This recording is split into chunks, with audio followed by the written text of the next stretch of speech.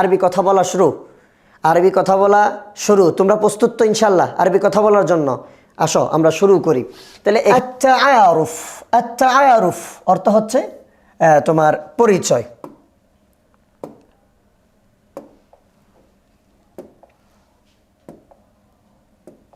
তাআরুফ, তাআরুফ অর্থ হচ্ছে পরিচয়, অথবা অনেকেই বলে যে তারিফ।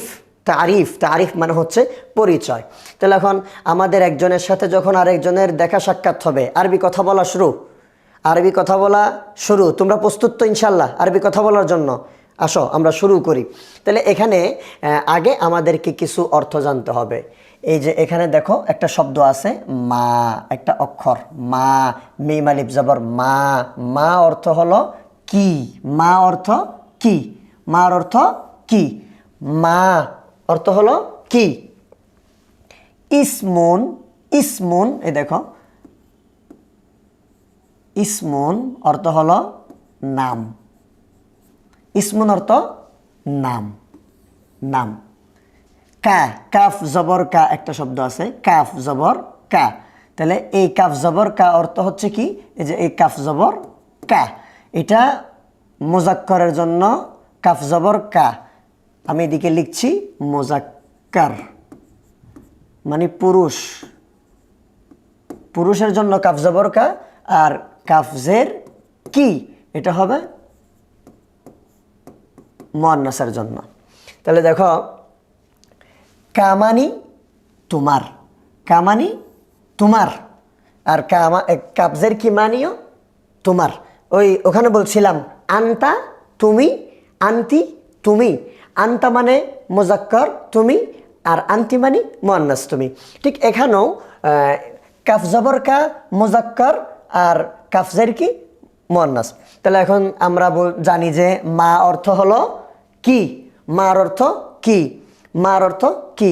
এটাকে হরফে ইস্তেফহাম বলা হয়। হরফে ইস্তেফহাম মানে হরফে ইস্তেফহামিয়া কিছু হরফ আছে, হরফে ইস্তেফহাম, যেগুলা দিয়ে কি করা হয়?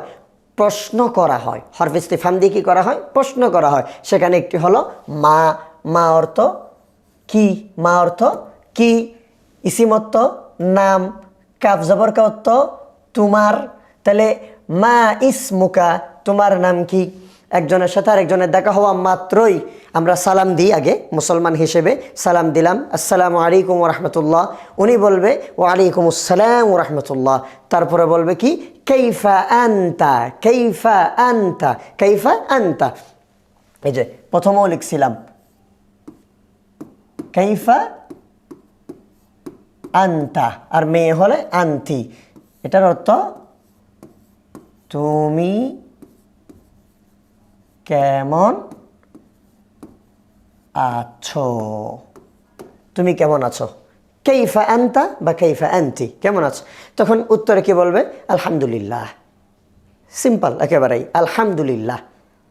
এরপরে বলতে পারে তয়্যিব, ভালো, বেখাইর, ভালো, এটা বলতে পারে। এরপরে উনি আবার জিজ্ঞেস করবে ওয়া কাইফা আনতা, পাল্টা উনি বলবে আলহামদুলিল্লাহ। এরপরে নতুন মানুষ তো দেখা হয়েছে এক জায়গায়, এখন পরিচিতি লাভ করতেছে, নাম জিজ্ঞেস করছে, বলছে মা ইসমুকা, মা ইসমুকা, তোমার নাম কি? মা ইসমুকা, তোমার নাম কি? ছেলে হলে আমি একজন ছেলের থেকে জিজ্ঞেস করছি মা ইসমুকা, তোমার নাম কি? তখন সেই ছেলে আমাকে কি উত্তর দিবে? আমাকে উত্তর দিবে হলো এই যে এখানে দেখেন আমরা প্রথমে বলছি ইসিম অর্থ হলো নাম, ইসিম অর্থ নাম। এই যে এখানে একটা ইয়া দেখেন, ইয়া ইয়া ইয়া দেখছেন না? একদম সহজ। এই একটা ইয়া দিয়ে কতগুলো আরবি বলা যায় দেখেন। ইয়া মানে হচ্ছে আমার। ইয়া অর্থ কি? ইসিম অর্থ নাম, ইসিম। আর এই আমার দেখছেন না? আমার এটার আরবি হলো ইয়া। আমার এটার আরবি কি? ইয়া।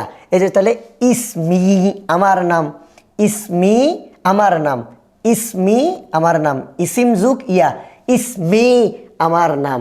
তারপরে মনে করেন যে কিতাবুন যুগ ইয়া, কিতাবি আমার কিতাব। কলম, কলামুন যুগ ইয়া, কলামি। কেমন? বাইতুন যুগ ইয়া, বাইতি। তাহলে কেউ যদি বলে আমার ঘর, হ্যাঁ, অনেকে বলে না, হ্যাঁ এটা আমার ঘর, আমার ঘর। আমার ঘরের আরবি কি? বাইতি। আমার কলমের আরবি কি? কলামি।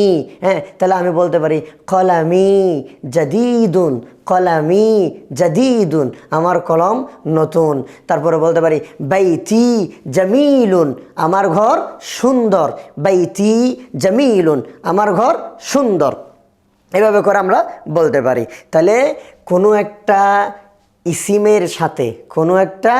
ইসিমের সাথে যদি ইয়া যোগ করা হয়, এটাকে ইয়া মুতাকাল্লিম বলা হয় আরবি গ্রামারের মধ্যে। ইয়া মুতাকাল্লিম, নিজের দিকে নিসবত করার জন্য। তাইলে এখন বললাম কি, ইসমি আমার নাম, এরপরে যার যার নাম সে লিখে দিবে খালিদুন, খালেদ। তাহলে আমার নাম মহসিন, আমি বললাম ইসমি মহসিন, যার যার নাম সে বলবে। কেমন? তারপরে আমরা আবার দেখতে পাচ্ছি মা অর্থ আমরা জানি কি, মা অর্থ কি। ইসমুন অর্থ আমরা জানি নাম। তারপরে ওয়ালিদি, ওয়ালিদি, ওয়ালিদুন অর্থ ফিতা, ওয়ালিদুন অর্থ ফিতা। কেউ যদি এখানে ওয়ালিদুন না বলে, আবুন বলে, ওয়ালিদুনের প্রতিশব্দ হলো আবুন। আবুন অর্থ পিতা। আবুন অর্থ কি? পিতা। কেউ যদি বলে যে মা ইসমু ওয়ালিদিকা, মা ইসমু ওয়ালিদিকা, তোমার বাবার নাম কি? তখন এখানে কাপ জবর কা, এটা আগেই ব্যাখ্যা করছি তোমার। তাহলে এখন এখানে কি হবে? মা ইসমু ওয়ালিদিকা, মা ইসমু ওয়ালিদিকা, তোমার পিতার নাম কি? তোমার পিতার নাম কি? তখন সে কি বলবে? ইসমু ওয়ালিদি। এই দেখেন ওয়ালিদি, এই ওয়ালিদুন যুগ এই ইয়া। কেমন? ওয়ালিদুন যুগ ইয়া, ওয়ালিদি। ইসমু ওয়ালিদি, আমার পিতার নাম সুফিয়ান, আমার পিতার নাম সুফিয়ান। আমার পিতার নাম কি? এই যে এখানে সুফিয়ান। তাহলে এটার আরবি কি? ইসমু ওয়ালিদি। কেমন? ওয়ালিদি, ইসমু ওয়ালিদি সুফিয়ান। তাহলে এখানে আমি এটা গোপন রাখতেছি, যার যার বাবার নাম সে লিখে দিবে। হ্যাঁ, ইসমু ওয়ালিদি সুফিয়ান, এখানে যেটা আছে সেটা। তারপরে দেখেন আরেকটা হরফ ইস্তিফহাম, এটা হলো আইনা। আইনার অর্থ হলো কোথায়। আইনার অর্থ কোথায়। আইনা অর্থ কোথায়। আইনা অর্থ কোথায়। তাহলে কেউ যদি বলে এই তুমি কোথায়, এরকম বলে না? আমাকে আমার আম্মু ফোন দিয়ে বলছে মহসিন তুমি কোথায়? ইয়া মহসিন আইনা আনতা। মাশাল্লাহ, আইনা আনতা। তোমরা আশা করি উপভোগ করছো ক্লাস। যদি তোমাদের ভালো লাগে, পরবর্তী আমরা ইনশাল্লাহ তোমাদের জন্য এরকমভাবে ছোট আরবি আমরা উপস্থাপন করবো ইনশাল্লাহ। তাহলে আইনা মানি কোথায়। তো এখন যদি আমি তোমাকে জিজ্ঞেস করি, এখানে বলছি না ইসমুকা মানে কামানি তোমার, তাহলে এখন আমি যদি বলি আইনা কোথায়, বাইতুন মানে ঘর, কা মানে তোমার। আইনা বাইতুকা, তোমার ঘর কোথায়। আইনা বাইতুকা, তোমার ঘর কোথায়। তাহলে ক্লাসের মধ্যে একজনে বই নিয়ে যায় নাই, তাকে হুজুর ডাক দিয়ে বলছে যে আইনা কিতাবুকা, আইনা কিতাবুকা, তোমার বই কোথায়। আইনা কিতাবুকা, তোমার বই কোথায়। আইনা কলামুকা, তোমার কলম কোথায়। আইনা কলামুকা, তোমার কলম কোথায়। এইরকমভাবে করে আপনারাও একটা, দুইটা, তিনটা, চারটা এরকমভাবে বাক্য বানান, বাক্য বানিয়ে আমাদের কমেন্টে জানিয়ে দেন। তাহলে আইনা কোথায়। তাসকুনু, সাকানা ইয়াসকুনু, অর্থ কি? অর্থ হলো বাস করা। তাসকুনু, তাহলে আইনা তাসকুনু, তুমি কোথায় বাস করো বা তুমি কোথায় থাকো, মানে থাকা। ওই যে কোরআন শরীফের মধ্যে আছে না, আল্লাহ তাআলা আদম আলাইহিস সালামকে বলছেন ইয়া আদম উসকুন আনতা ওয়া যাওজুকা আল জান্নাহ, তুমি এবং তোমার স্ত্রী কোথায় থাকো? জান্নাতের মধ্যে থাকো, জান্নাতে বসবাস করো। তাহলে সাকানা ইয়াসকুনু মানে হলো বসবাস করা, থাকা। তাহলে আইনা মানে কোথায়, তাসকুনু মানে তুমি থাকো। তাহলে আইনা তাসকুনু, তুমি কোথায় থাকো। আইনা তাসকুনু, তুমি কোথায় থাকো। তখন সে কি বলবে? আসকুনু, আমি থাকি। হ্যাঁ, আমি থাকি। আকরাউ, আমি পড়ি। আকরাউ, আমি পড়ি। আমি থাকি। তারপরে আযহাবু আমি যাই, আযহাবু আমি যাই, আযহাবু আমি যাই, এরকম। তাহলে আসকুনু, আসকুনুর মধ্যে আমি থাকি, আমি থাকি, এই যে আমি থাকি, এই দুটোটা কোথায়? এই আসকুনুর মধ্যে। আসকুনু অর্থ আমি থাকি, আমি থাকি, আমি থাকি। কোথায়? ফি মানি মধ্যে, ফি মানি মধ্যে, ঢাকা, কোথায়? ওই ঢাকা। তাহলে আমি ঢাকা থাকি, তার মানে আমি ঢাকার মধ্যে থাকি, আমি ঢাকা থাকি, ঢাকার মধ্যে থাকি। ওই যে আপনারা ইংলিশে প্রিপোজিশন পড়েন নাই, প্রেপোজিশন, এই প্রিপোজিশনটা হচ্ছে এটা ফি। আসকুনু ফি ঢাকা, আমি ঢাকা থাকি। তারপরে আমাকে জিজ্ঞেস করছে মা অর্থ আপনারা জানেন কি? হুয়া অনওয়ানুন, অনওয়ানুন, অনওয়ান অর্থ হচ্ছে ঠিকানা, অনওয়ান অর্থ কি? ঠিকানা, ঠিকানা। আর কা মানে তো জানেন তোমার, কা মানে তোমার। তাহলে মা হুয়া অনওয়ানুকা, অথবা কেউ হুয়া এটা না বললেও হবে, মা অনওয়ানুকা, এখানে হুয়া এটার দরকারও নাই। মা অনওয়ানুকা, তোমার ঠিকানা কি? তাহলে আমি বললাম কি, যে আমি বললাম আমার ঠিকানা, অনওয়ানি, আমি আগেও বলছিলাম অনওয়ানুন, এরপরে জুক ইয়া, অনওয়ানি আমার ঠিকানা, অনওয়ানি আমার ঠিকানা। তাহলে আমার ঠিকানা বলে বাকিটা আমরা যার যার ঠিকানা শেষে বলে দিব। অনওয়ানি চিটাগং, তারপরে আপনার কি বলে সাতকানিয়া, এরকমভাবে আমরা বলে দিব ইনশাআল্লাহ। তাহলে শব্দের অর্থগুলা আপনাদেরকে কি করতে হবে? শব্দের অর্থগুলা আপনাদেরকে লিখে ফেলতে হবে। এরপর আমরা দেখি আমাদের জন্য কি আছে। তারপরে দেখেন, এরপরে বলা হলো কাম উমরুকা, কাম উমরুকা, কাম এটাও হরফে ইস্তেফহাম, কাম এটাও হরফে ইস্তেফহাম। এই কাম, কাম শব্দের অর্থ কি? দেখো আমরা শাব্দিকভাবেও একটু বিশ্লেষণ করতেছি। কাম, কাম, এই কাম শব্দের অর্থ হলো কত। কাম শব্দের অর্থ কত, কাম শব্দের অর্থ কত, কাম শব্দের অর্থ কি? কত।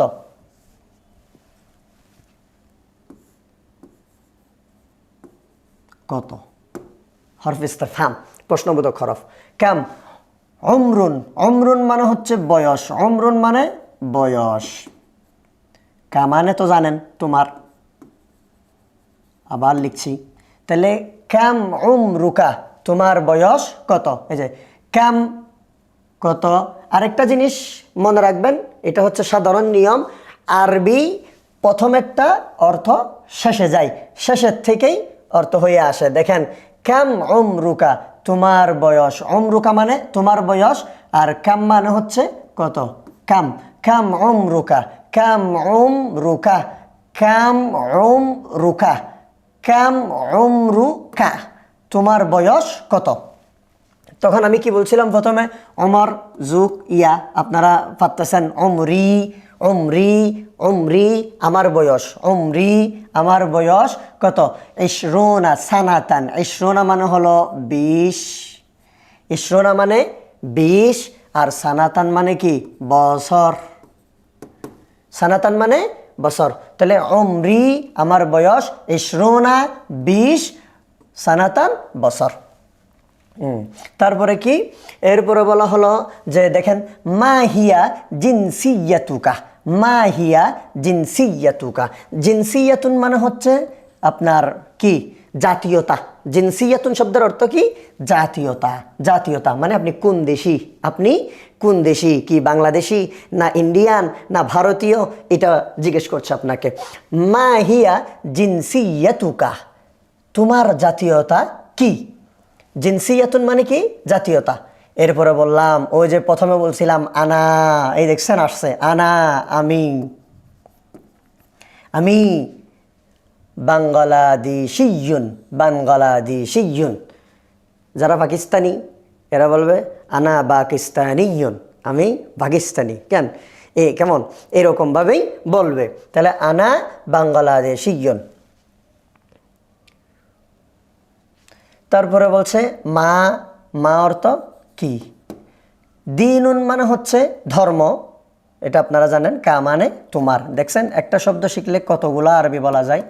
কা মানে হচ্ছে তোমার, আর দিন অর্থ ধর্ম অথবা জীবন ব্যবস্থা। মা দিনুকা, দিনুকা তোমার ধর্ম, মা কি, মা দিনুকা তোমার ধর্ম কি? তখন আমরা বলবো যে আল ইসলাম, আমার ধর্ম আল ইসলাম। তাহলে এখানে দিনী বলতে পারি, দিনী, দিনী আল ইসলাম, দিনী আল ইসলাম, আমার ধর্ম ইসলাম। তারপরে বলছে মা হিয়া মিহনাতুকা, মিহনাতুন শব্দের অর্থ হলো পেশা। মেহনত অর্থ কি? পেশা, মানে আমি যে কাজটা করি এটা আর কি। তাহলে বলছে মা হিয়া মিহনাতুকা, মা হিয়া মিহনাতুকা তোমার পেশা কি? মেহনত অর্থ পেশা, কা মানে তোমার, মা মানে কি। তাহলে মা হিয়া মিহনাতুকা তোমার পেশা কি? ওই প্রথমে বলছিলাম আনা, আনা অর্থ কি বলছিলাম? আমি। তাহলে এখন আমি একজন ছাত্র, এটার আরবি কি হবে? এই তো মাশাআল্লাহ বলে দিয়েছে, আনা তিলমিজুন, আনা তিলমিজুন। আর এটা যদি মহিলা হয় তাহলে বলবে আনা তিলমিজাতুন, একটা গুলতা দিতে হবে। এই মাশাআল্লাহ শেষ হয়ে গিয়েছে আমাদের। তাহলে তিলমিজুন অর্থ ছাত্র, আর তিলমিজাতুন অর্থ ছাত্রী। হ্যাঁ ঠিক আছে।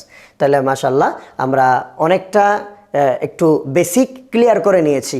আমি একটা কথা বলে দিতে চাই, আমরা আগে নাহু সরফের ভয় করব না। নাহু সরফের কায়দা আমরা পরে শিখবো ইনশাআল্লাহ, তবে একটু একটু কথা বলা শুরু করবো ইনশাআল্লাহ। দেখি আমার সাথে কেউ কথা বলেন, কমেন্টের মাধ্যমে আমার সাথে কথা বলেন ইনশাআল্লাহ, আমরাও আপনাদের সাথে কথা বলবো। যদি ক্লাসগুলো ভালো লেগে থাকে তাহলে আপনারা বলবেন, আমরা আস্তে আস্তে সিরিয়াল বাই আমরা দিব।